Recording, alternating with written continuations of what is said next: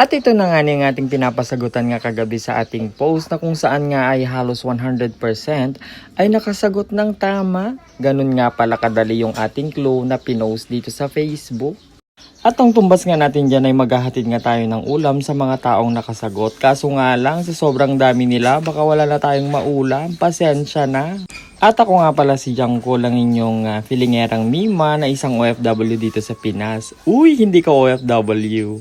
Bumalik nga na naman tayo sa pagbablog dahil nga meron tayong naipon na hindi naman natin sineryosos nitong mga nakaraang buwan. Pero umabot na naman siya ng 12. Wow, di ba? Umabot ng 12 yung hindi natin magsiseryoso.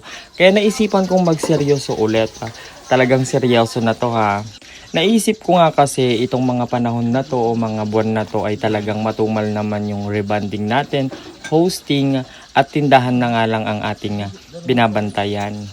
At kung madaragdagan man ang ating earnings o ang ating ipon, magiging pangatlong sweldo na natin to, di ba? Hindi ko nga namamalayan nagkakaroon tayo ng earnings. Kahit paunti-unti yon, malaking bagay na ngayon dahil sa sobrang hirap ng buhay ngayon na kaya naman patulong naman, pa-share, pa-follow. Salamat!